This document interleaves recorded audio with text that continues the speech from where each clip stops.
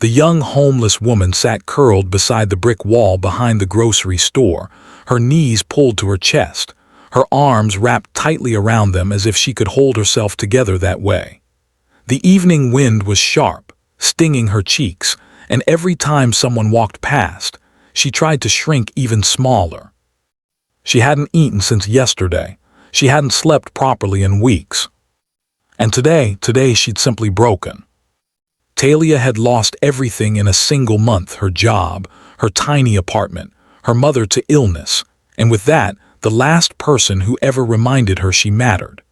Now she lived with a small backpack of clothes, a picture of her mom, and the overwhelming belief that she'd failed at life. She pressed her forehead to her knees and let out a quiet sob. She didn't want anyone to hear her.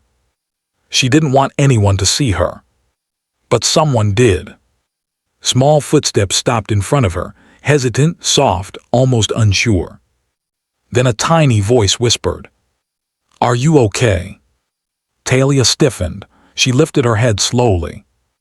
A little girl, maybe 6, maybe 7, stood there with a half-melted ice cream cone and big, worried eyes. Her pink jacket had cartoon strawberries on it, and her hair was tied in 2 uneven pigtails. Talia wiped her cheeks quickly. "I'm fine, sweetheart. Go to your mom."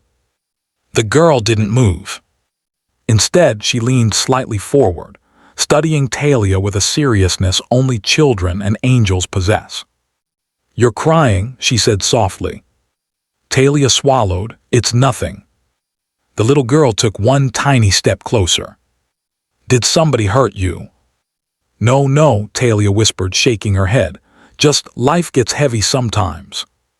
The girl blinked, then did something so pure, so unexpected, Talia almost forgot how to breathe. "I think you need a hug," the little girl said gently. "Can I hug you?" Talia froze. People avoided her. People judged her. People walked around her like she was invisible. But this child, this tiny stranger, she looked at her like she was human. I don't want to get your jacket dirty," Talia murmured, embarrassed. "I don't care," the girl said, already opening her small arms. Talia let out a shaky breath. "Okay, yes." The girl stepped into her, wrapping her little arms around Talia's neck with the fierce, wholehearted love only a child can give. And the moment she did, something inside Talia shattered and healed at the same time. She burst into tears, not the quiet kind she hid, but deep, trembling sobs she hadn't let herself feel in years. The little girl didn't let go. She rubbed Talia's back in small circles, the way a mother would. "You're gonna be okay," the girl whispered like she knew. "You're not alone." For a moment, the world felt warm. Then a voice called from nearby, startled but kind.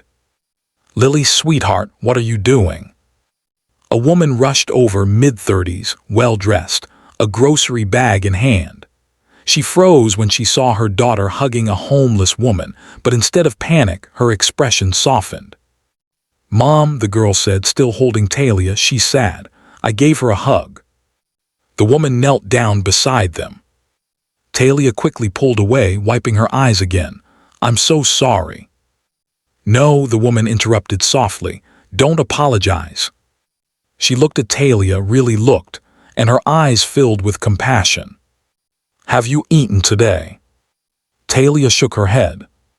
The woman stood and offered her hand. "Come with us." Talia hesitated. I don't want to bother." "You're not," the woman said firmly. "Let us help." Lily grabbed Talia's hand too, swinging it with innocent warmth. That night they took her to dinner. That night they bought her new clothes. That night they listened to her story without judgment, without pity, just humanity.